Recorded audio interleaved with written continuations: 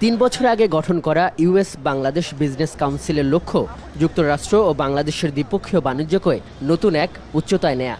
বিশেষ করে যুক্তরাষ্ট্রের ব্যবসায়ীরা যাতে বাংলাদেশে সহজে ব্যবসা বিস্তার করতে পারে, সেখানে উভয় দেশের ব্যবসায়ী ও সরকারি নেতাদের মধ্যে নিবিড় যোগাযোগ গড়ে তোলা। কাউন্সিলটির এবারের ঢাকা সফরের প্রতিনিধির তালিকায় যুক্তরাষ্ট্রের সামাজিক ও প্রযুক্তি ব্যবসার মহিরুহরা। মঙ্গলবার সচিবালয়ে কাউন্সিলের সভায় দেখা গেল Meta, Amazon, Boeing, Mastercard, Visa card, Coca কোলার প্রতিনিধিদের। তাদের সঙ্গে প্রায় ঘণ্টাব্যাপী বৈঠক শেষে উভয় পক্ষ থেকে জানানো হয় এসব কোম্পানি বাংলাদেশে ব্যবসা বিস্তার করতে চায়। লক্ষ্য দুই দেশের অর্থনৈতিক উন্নয়ন। We appreciate the respectful and constructive dialogue that we have with the Bangladeshi government.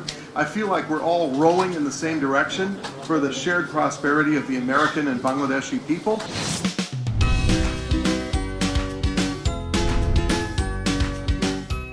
আমাদের মূল টার্গেট এমপ্লয়মেন্ট জেনারেশনে হেল্প করে সেগুলা, আর সর্বোপরি অ্যাজ ইউ নো এনি ডিপ্লোমেসির একটা পার্ট হলো ইউএস বাংলাদেশের মধ্যে যে দূরত্ব, পিপুল টু পিপুল কানেকশনে কিন্তু এই দূরত্বটা ঘুচবে, আর বিজনেস টু বিজনেস কানেকশনে এই দেওয়ালগুলা কিন্তু ভেঙে যায়।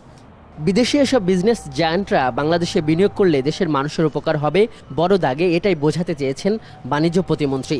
কিন্তু নীতিগত দুর্বলতার কারণে এসব সামাজিক বাণিজ্য প্রতিষ্ঠানের মতো দেশীয় কোম্পানিগুলো যে বহির্বিশ্বে বাণিজ্য সেবা বাড়াতে পারছে না, তার কি হবে? বিশেষ করে সাংবাদিকরা প্রশ্ন করেন শেয়ার বাজার থেকে যুক্তরাষ্ট্রের ব্যবসায়ীদের বিনিয়োগ উঠিয়ে নেবার ব্যাপারে। এখানে নেগেটিভ কোনো জিনিস, যাদের ওইখান থেকে টাকা উইথড্র হচ্ছে বা যাদের টাকা উইথড্র হচ্ছে, যেসব অর্গানাইজেশন বলছে তাদের কাছে ওই প্রশ্নগুলি করলে সঠিক উত্তর পাওয়া যাবে।